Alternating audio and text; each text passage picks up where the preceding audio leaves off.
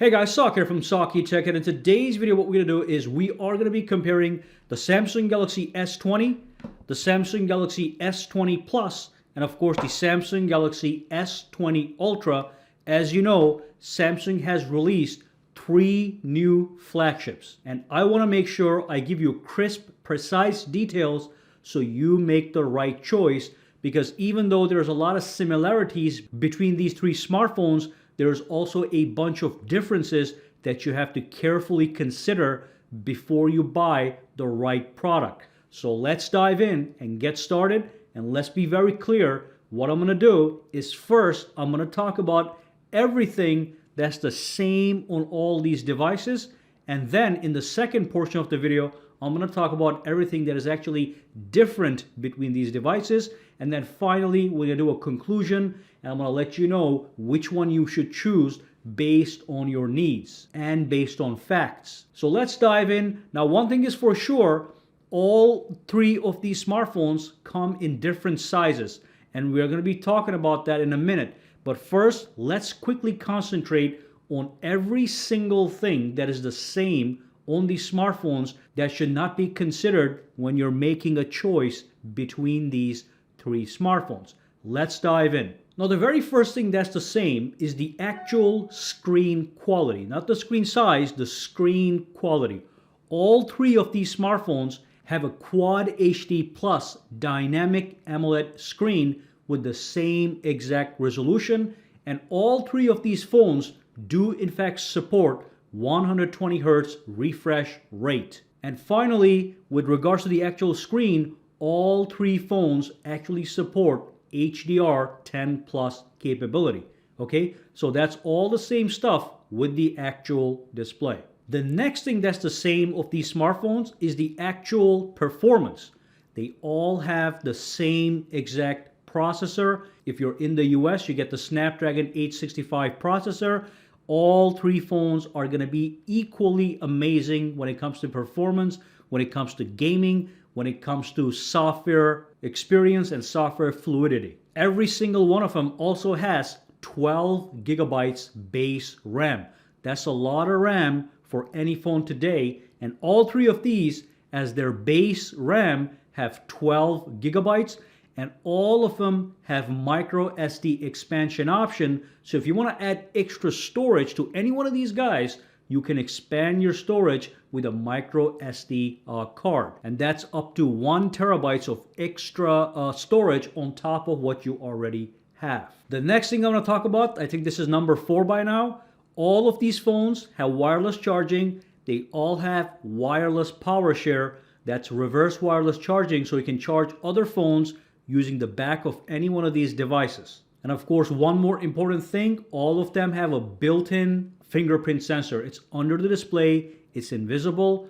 All 3 of them have it, ultrasonic fingerprint sensor and Face ID, all right? And finally, when it comes to multimedia, they have stereo speakers. That means they have 2 speakers, and they all come with Dolby Atmos sound. So you get exceptional listening experience from those stereo speakers on all 3 phones, okay? And finally, one thing that might be important for some people, all of these guys come with 5G compatibility, okay? That doesn't mean you need 5G service, but if you have 5G service in your area, all of them will be able to connect to 5G, and if the 5G is not available, they're going to connect to any other band such as 4G or 3G or whatever is available in your area, okay? But they all come preloaded with 5G capability. So that's everything that's the same on between these devices. I'm going to put a quick summary on the screen so you can look at it and digest it. Now let's go ahead and talk about the differences that are going to make you decide between one or the other. Now, the very first thing I want to talk about is the price, okay? The Samsung Galaxy S20 is $1,000. This is the smaller guy with a 6.2-inch display, okay? This one right over here, the Samsung Galaxy S20 Plus, this is $1,200 with 6.7-inch display, all right? And finally, we have $1,400 for the Samsung Galaxy S20 Ultra, and this one has a massive 6.9-inch display. Remember, the quality of the displays is all the same. It's the size that matters. So that's the first thing you want to take a look at. Do you want the largest possible screen, or do you want something that fits into your hands properly, okay? Because if you get this one, I have average sized hands. I can still hold this, but it's going to be hard to use this with one hand. Now this one, the smallest one, the S20, is the easiest to use with one hand, okay? So that's one difference you want to concentrate on when you're making the choice. In my case, I like to have the largest screen possible, so I'll be getting the S20 Plus for maximum multimedia experience. So display size is important, and how you handle the phone is very important, okay? Now let's move on to one of the major differences between these two smartphones, and that's the camera, and that's where you want to really focus on, because look, the Samsung Galaxy S20 and the S20 Plus have a similar camera setup, but the S20 Ultra is at a whole other level, okay? First I want you to understand is the Samsung Galaxy S20 has 3 cameras. We have a main, we have a ultra wide, and we have a telephoto. The telephoto camera can do up to 30 times hybrid zoom. So you can zoom in on far away subjects all the way to 30 times hybrid zoom. And then remember, you have that 12 megapixel main camera, which is the standard camera most people use all the time. And then you have the 12 megapixel ultra wide camera for wide sweeping shots. And then you have that 64 megapixel telephoto camera that's going to be able to zoom in 30 times. Now the Samsung Galaxy S20 Plus has the same exact 3 cameras as the S20, but it has one little extra camera. That's not a big deal. That's the depth vision camera, and all that camera does is when you take a portrait shot of somebody, you get a nicer background blur. So the subject remains in focus, but the background gets blurred out. That's all this 4th camera does, and it's not a big deal. It should not matter when you're trying to decide between the S20 and the S20 Plus. Now, when we jump to the S20 Ultra is where things get very interesting. This guy also has 4 cameras. It's got the same depth vision camera that you get on the S20 Plus, but everything else is on a whole other level. So the main camera is going to be 108 megapixels, okay? That means you'll be able to take crisper shots with more detail in them with the main 108 megapixel camera. Then we have the 12 megapixel ultra wide camera, and then we have a magical camera. This is a 48 megapixel telephoto camera. It's going to allow you to zoom 100 times hybrid zoom, okay? So if you want to really zoom in to far, far away subjects, you want to get this guy.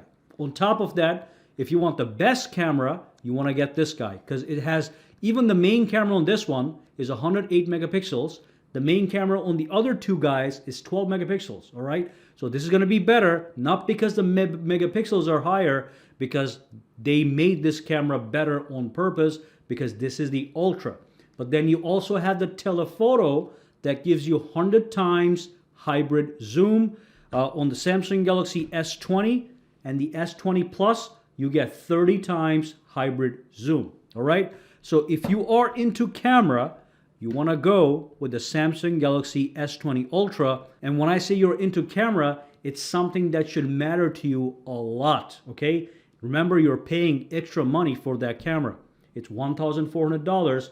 The other 2 are $200 and $400 less, respectively. So the camera is going to be a big deal. One more thing that might be a big deal for some people, the front camera. So the camera on the S20, the front camera on the S20 and the S20 Plus is 10 megapixels. But on the S20 Ultra, it's 40 megapixels. Now with the front camera, it's not going to be a big deal, but you're still going to get slightly better quality with the S20 Ultra, especially if you're somebody that uses the front camera all the time to take selfies or maybe do video conferencing or even vlogging, okay? And there's one more thing that's slightly important, not too important, but slightly important. When you buy the Samsung Galaxy S20, the only option you get is 128 gigabytes internal storage. But when you get the S20 and the S20 Plus, you have the option to choose either 128 gigabytes internal storage or 512 gigabytes of internal storage. This may or may not be a big deal because all three still have the micro SD expansion capability. Okay, so just something to focus on. And the final thing I want to talk about that's different between these three smartphones is the battery capacity.